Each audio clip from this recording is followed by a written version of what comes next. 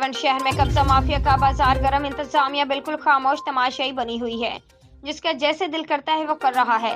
तफसील कुछ इस तरह है। रायवंड सुंदर रोड, बहरानपुरा कब्रिस्तान जनाजागाह की जगह कब्जा माफिया का राज। अशरफ गार्डन के मालिकान मोहम्मद अफजल जनाजागाह की जगह पर चार दीवारी शुरू कर दी।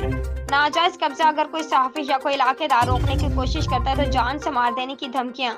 आईजी पंजाब, कमिश्नर लाहौर, वजीर आला पंजाब, असिस्टेंट कमिश्नर रायवंड से अवाम की पुरजोर अपील है कि ये जनाजगाह की जगह है और जनाजगाह ही रहना चाहिए। जमीन के रिकॉर्ड की मुकम्मल तहकीकात की जाए, कब्जा माफिया के खिलाफ सख्त से सख्त कार्रवाई की जाए।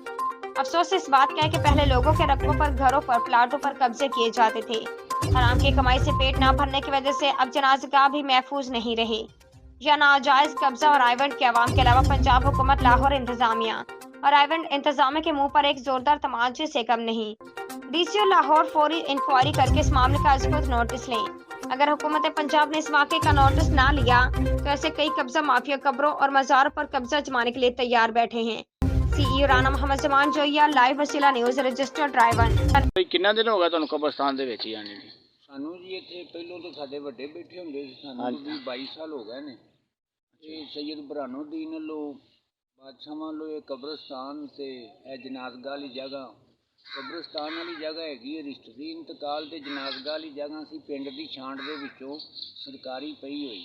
ਉਹ ਸਰਕਾਰੀ ਦੇ ਵਿੱਚ ਕੀ ਸੀ ਕਿ ਵਜ਼ੂਖਾਨੇ ਔਰ ਜਨਾਜ਼ਗਾਹ ਦੀ ਜਗ੍ਹਾ ਬਣੀ ਹੋਈ ਸੀ, ਖੂਹ ਲੱਗਾ ਹੋਇਆ ਸੀ। ਉਹ ਖੂਹ ਖਤਮ ਕਰਤੇ ਇਹਨਾਂ ਨੇ। ਕੀ ਕੀਤਾ ਹੁਣ ਅਸ਼ਰਫ ਗਾਰਡਨ ਵਾਲੇ ਇਸ ਜਗ੍ਹਾ ਨੂੰ ਆਪਦੇ ਦੇ ਵਿੱਚ ਮਿਲਾਈ ਜਾਂਦੇ ਨੇ। ਅਸ਼ਰਫ ਗਾਰਡਨ ਦੇ ਵਿੱਚ ਇੰਤਕਾਲ ਜੇਲੀ ਬਾਬਾ ਇਹਨਾਂ ਕੋਲ ਆਪਣਾ ਯਾਨੀ ਕਰਵਾਇਆ ਗਿਆ ਕਿਸ ਤਰ੍ਹਾਂ? ਇੰਤਕਾਲ ਨਹੀਂ ਜੀ ਹੈਗਾ, ਇਹ ਹੁਣ ਹੀ ਵਹਾਈ ਜਾ ਰਹੇ ਨੇ। ਪਿੰਡ ਦੀ ਛਾਂਟ ਬਚਤ 3 ਕੁਤਰਾਂ ਪਈ ਸੀ, ਇੱਕ ਸਾਡੀਆਂ 4 ਕਨਾਲਾਂ, ਫਿਰ ਸਾਡੀਆਂ 4 ਕਨਾਲਾਂ ਤੇ ਇੱਕ 5 ਕਨਾਲਾਂ। ਇਹ 14 ਕਨਾਲ 8 ਮਰਲੇ ਜਗ੍ਹਾ, 14 ਕਨਾਲ ਹੀ 8 ਮਰਲੇ ਰਿਸ਼ਤਰੀ ਹੈ ਤੇ 14 ਕਨਾਲ ਹੀ 8 ਮਰਲੇ ਪਿੰਡ ਦੀ ਬਚਤ ਛਾਂਟ ਪਈ। ਅੱਛਾ, ਹੁਣ ਬਾਬਾ ਇਹ ਕਬਜ਼ਾ ਕਰਨਾ ਚਾਹੁੰਦੇ ਨੇ, ਕਬਜ਼ਾ ਕਰਕੇ ਕੀ ਕਰਨਗੇ ਇੱਥੇ?